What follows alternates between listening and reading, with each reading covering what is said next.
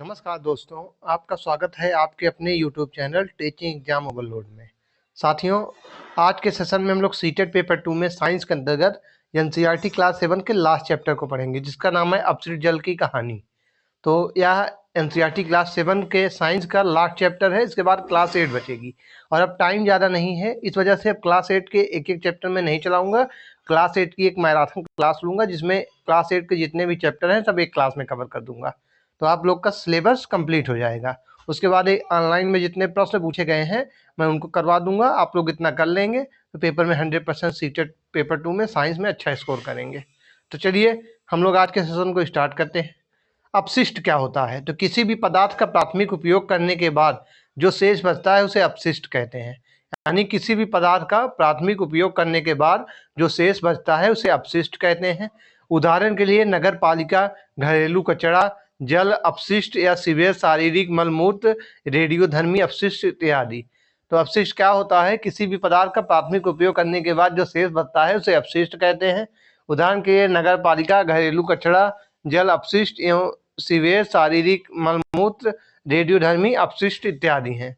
चलिए आगे बढ़ते हैं। अपशिष्ट जल क्या होता है? झाग से भरपूर तेल मिश्रित काले भूरे रंग का जल जो सिंक, शौचालय, लॉन्ड्री आदि से नालियों में जाता है वह अपशिष्ट जल कहलाता है। इस प्रकार के कार्यों में प्रयुक्त जल को व्यर्थ नहीं जाने देना चाहिए। हमें ऐसे जल से दूषित पदार्थों को हटाकर उसे स्वच्छ बना देना चाहिए। एक रिपोर्ट के अनुसार 1 अरब से अधिक व्यक्तियों को सुरक्षित पेयजल उपलब्ध नहीं है। इसके कारण विश्व की जनसंख्या का बहुत बड़ा भाग जल संबंधित रोगों से पीड़ित रहता है और मृत्यु का घास हो जाता है। तो अपशिष्ट जल जो होते हैं या झाग से भरपूर होते हैं, तेल मिश्रित काले भूरे रंग का जल जो सिंक, शौचालय या लॉन्ड्री आदि की नालियों में जाता है वह अपशिष्ट जल कहलाता है। इस प्रकार के कार्यों में प्रयुक्त जल को व्यर्थ नहीं जाने देना चाहिए। हमें ऐसे जल से दूषित पदार्थों को हटाकर उसे स्वच्छ बना देना चाहिए। एक रिपोर्ट आई थी जिनके अनुसार 1 अरब से अधिक व्यक्तियों को सुरक्षित पेयजल उपलब्ध नहीं है, यानी 1 अरब से ज्यादा व्यक्तियों को शुद्ध पेयजल नहीं मिलता पीने के लिए। इसके कारण विश्व की जनसंख्या बहुत बड़ा भाग जल व संबंधित रोगों से पीड़ित रहता है और मृत्यु का घास हो जाता है। चलिए आगे बढ़ते हैं। स्वच्छ जल मानव की मूलभूत आवश्यकता है। स्वच्छ जल क्या है? मानव की मूलभूत आवश्यकता है। जल है तो कल है, जल है तो कल है, इसलिए हमें पानी को बचाना चाहिए, पानी का दुरुपयोग नहीं करना चाहिए। यदि जल उपलब्ध है तो आपका भविष्य सुरक्षित है। 22 मार्च विश्व जल दिवस मनाया जाता है। वहित जल मल क्या होते हैं? तो कार्बनिक अशुद्धियां जैसे मानव मल, तेल, मूत्र, फल व सब्जी का कचरा आदि। वहीं अकार्बनिक अशुद्धियों की बात की जाए तो नाइट्रेट, फास्फेट, धातुएं आदि। पोषक तत्व की बात की जाए तो फास्फोरस, नाइट्रोजन युक्त पदार्थ आदि। जीवाणु की बात की जाए तो ब्रिवियो, कोलर एवं स्लल, मानेला या पैराटाफी आदि पाए जाते हैं। सूक्ष्म जीव की बात की जाए तो प्रोटोजोआ आदि पाए जाते हैं। मल जल प्रशोधन या घरेलू अपशिष्ट जल प्रशोधन या सीवेज ट्रीटमेंट या अपवाही गंदा जल और घरेलू दोनों प्रकार के अपशिष्ट जल और घरेलू मल जल से संदूषित पदार्थों को हटाने की प्रक्रिया है। इसमें हम लोग भौतिक, रासायनिक और जैविक संदूषित पदार्थों को हटाने की भौतिक, रासायनिक और जैविक प्रक्रियाएं शामिल हैं। इसका उद्देश्य एक अपशिष्ट प्रवाह या प्रशोधित गंदा जल और एक ठोस अपशिष्ट या कीचड़ का उत्पादन करना है जो वातावरण में निर्वहन या पुनर्प्रयोग के लिए प्रयुक्त होता है।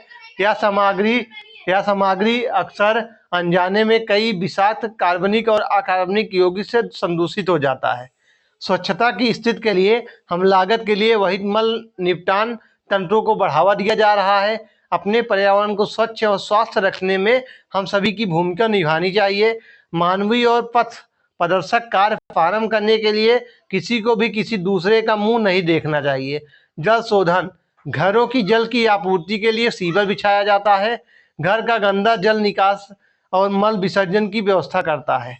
प्रदूषित जल का उपचार, जल प्रदूषण पर नियंत्रण करने के लिए एक प्रभावशाली साधन जल उपचार है, अर्थात वाहित मल, घरेलू गंदगी आदि को विविध विधियों से उपचारित कर उसे जल स्रोतों से मिलने से पूर्व शोधित किया जाए। तत्पश्चात उसका उपयोग सीधा सिंचाई में अथवा अन्य विसर्जन हेतु कर दिया जाए। सामान्य रूप से विभिन्न प्रकार के छलनों का उपयोग कर मोटे रूप से जल की गंदगी अलग की जा सकती है। कुओं के जल को उबालकर अथवा कतिपय रसायन मिश्रित कर उपयोग योग्य बनाया जाता है। किंतु प्रमुख समस्या वाहित मल के उपचार की है, जो नगरों और कस्बों की नालियों में बहता हुआ जल स्रोतों तक पहुंचता है। इसके उपयोग की अनेक विधियां हैं तथा अनेक संयंत्रों का इसमें उपयोग होता है। वहित मल उपचार प्रक्रम 3 चरणों में होता है। प्राथमिक, द्वितीयक एवं तृतीयक उपचार में पूर्णता होता है। प्राथमिक उपचार क्या होते हैं? तो प्राथमिक उपचार में छानना और साधन आदि होता है। छानने की प्रक्रिया में जाली में पानी को गुजारने में तैरती हुई वस्तुएं जैसे कपड़ा, प्लास्टिक के टुकड़े हो गए, लकड़ी के टुकड़े, छोटे छोटे कीट हो गए, कूड़ा करकट आदि हो गए, उसमें रुक जाते हैं। वहीं छानने के पश्चात मल जल को मशीन से पीसा जाता है और उसे अवसादन कक्षों से गुजारा जाता है, जिससे ठोस पदार्थ नीचे बैठ जाते हैं। द्वितीयक उपचार की बात की जाए तो द्वितीयक उपचार में मुख्यतः जैविक उपचार किया जाता है। इसमें सूक्ष्म घुलित या निलंबित पदार्थों का कण अलग कर दिए जाते हैं। जैविक उपचार 3 प्रकार का होता है। प्रथम अवयवी आंपक पाचक या द्वितीयक स्वच्छ बहिस्राव उपचार एवं तृतीयक जैविक या निस्यंदक में। ऑक्सीकरण इस क्रिया में समस्त जीवाणुओं को नष्ट कर अंत में क्लोरीनीकरण क्रिया द्वारा उसे दुर्गंध समाप्त कर दी जाती है। इस क्रिया में अनेक प्रकार की विकसित मशीनों का भी प्रयोग किया जाता है। तो द्वितीयक उपचार जो होते हैं इनमें मुख्यतः जैविक उपचार किया जाता है। इसमें सूक्ष्म घुलित या निलंबित पदार्थों को कण अलग कर दिए जाते हैं। जैविक उपचार 3 प्रकार का होता है। प्रथम अवायवी आपक पाचक, द्वितीय स्वच्छ बहिस्राव उपचार एवं तृतीय चावित निस्यंदक में। ऑक्सीकरण इस क्रिया में समस्त जीवाणुओं को नष्ट कर देता है। अंत में क्लोरीनीकरण क्रिया द्वारा उसकी दुर्गंध समाप्त कर दी जाती है। इस क्रिया में अनेक प्रकार को विकसित मशीनों का प्रयोग किया जाने लगा है। तृतीयक उपचार में दोनों क्रियाओं में से प्राप्त जल को रासायनिक एवं यांत्रिकी पद्धतियों से उपचारित किया जाता है।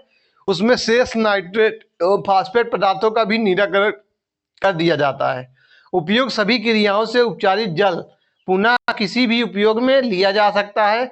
इसके पश्चात यदि किसी जल स्रोत में भी इसे डाला जाता है तो इसमें कोई हानि नहीं होती है। हम किस तरह जल अपशिष्ट पदार्थों को कम कर सकते हैं? तो अपशिष्ट पदार्थों और प्रदूषकों को उनके स्रोत पर ही कम करने अथवा हटा देने की एक विधि है। इस बात के प्रति सचेत रहना है कि आप नालियों में किस प्रकार के पदार्थ बहा रहे हैं। खाना पकाने के तेल और वसाओं को नाली में वहीं नहीं बहाना चाहिए। ये पाइपों में कठोर पदार्थों की परत जमाकर उन्हें अवरुद्ध कर सकते हैं। खुली नाली में वसा मीरा के रन को बंद कर देती है, जिससे उसकी जल को फिल्टर करने की प्रभावित कम हो जाती है। और तेल और वसाओं को कूड़ेदान में ही फेंकें। पेट विलायक कीटनाशक, मोटर, तेल, औषधियां आदि रसायन उन सूक्ष्म जीवों को मार सकते हैं जो जल के शुद्धिकरण में सहायक होते हैं, इसलिए इन्हें नाली में मत बहाइए। वहीं प्रयुक्त चाय की पत्ती, बचे हुए ठोस खाद्य पदार्थ, मृदु खिलौनों, रुई, सैनिटरी टॉवेल आदि को भी कूड़ेदान में ही फेंका जाना चाहिए। इन नालियों को अवरुद्ध कर देते हैं। ऐसे अपशिष्ट ऑक्सीजन का मुक्त प्रवाह नहीं होने देते, जिससे निम्नीकरण का प्रक्रम बाधित होता है। स्वच्छता और रोग, तो स्वच्छता की कमी और संदूषित पेयजल अनेक रोगों का कारण बनते हैं। हमारी जनसंख्या का एक बड़ा भाग आज भी मल विवन व्यवस्था की सुविधाओं से वंचित है। हमारी जनसंख्या का बहुत बड़ा भाग खुले स्थानों, नदी के किनारों, रेल की पटरियों, खेतों और अनेक बार सीधे जल स्रोतों में ही मल त्याग करते हैं। अनुपचारित मानव मल स्वास्थ्य संकट का एक कारक है। इसमें जल और मृदा का प्रदूषण हो सकता है। सतह पर उपलब्ध जल और भौम जल दोनों मानव जल से प्रदूषित हो जाते हैं। भौम जल कुओं, ट्यूबवेल, नलकूपों, झरनों और अनेक नदियों के लिए जल का स्रोत है। अतः अनुपचारित मानव मल जल जनित रोगों का सबसे सुगम पथ बन जाता है। इसमें हैजा, टाइफाइड, पोलियो, हेपेटाइटिस, पेचिस जैसे रोग सम्मिलित होते हैं। तो आज का सेशन हम लोग यहीं समाप्त करते हैं। आज के सेशन में हम लोगों ने एनसीईआरटी क्लास 7 के चैप्टर नंबर 11 जो कि लास्ट चैप्टर था, अपशिष्ट जल की कहानी को पढ़ा। तो आज आपकी एनसीईआरटी क्लास 7 समाप्त हो गई।